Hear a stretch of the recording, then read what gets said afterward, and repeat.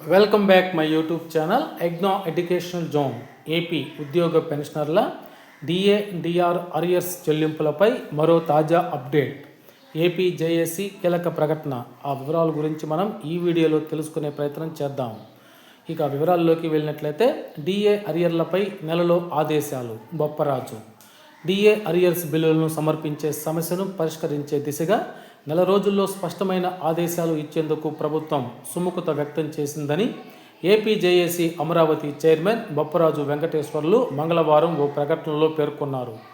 2018 July నుంచి DA అరియర్స్ను పెన్షనర్లు, CPS ఉద్యోగులకు ప్రభుత్వం చెల్లించిన విషయం తెలిసిందే.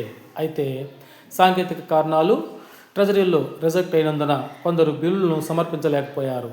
అదేవిధంగా బ్యాంకుల విలీనం, ట్రెజరీ ఉద్యోగులు బదిలీ కావటం, బ్యాంకు వివరాలు అప్డేట్ కాకపోవటం, ఆధార్ లింకు కాకపోవటం తదితర కారణాలతో ప్రభుత్వం ప్రకటించిన డిఏ అరియర్స్ చాలామంది ఉద్యోగులు, పెన్షన్లకైతే జమ కాలేదు.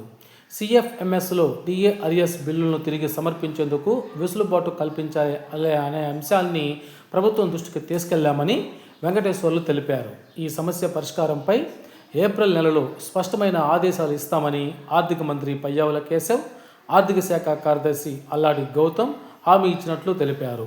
సో ఈ విధంగా ఆల్రెడీ ఈ సిఎఫ్ఎంఎస్ సైట్లో ఇది వెయిటింగ్ ఫర్ ఫండ్ క్లియరెన్స్లో ఉన్నటువంటి బిల్లులకైతే మార్చి నెల 15 నుంచి 21 లోపు జమ చేస్తారని సిపిఎస్ ఉద్యోగుల సంఘం వాళ్ళు అయితే తెలియజేశారు. అదేవిధంగా ఏపీజేఎస్ వారికి ఆర్థిక మంత్రి ఇచ్చిన హామీ మేరకు ఎవరైతే బిల్లులు పెట్టుకోరో వాళ్ళు మళ్ళీ బిల్లు పెట్టుకోవడానికి, అదేవిధంగా ఆల్రెడీ రిజెక్ట్ అయ్యే బిల్లులు వారందరికీ కూడా నెల రోజుల్లో స్పష్టమైన ఆదేశాలు ఇస్తామని ఆర్థిక మంత్రి ఈ విధంగా ఏపీ జేఏసీ నాయకులకైతే తెలియజేసినట్లు సమాచారం తెలుస్తోంది.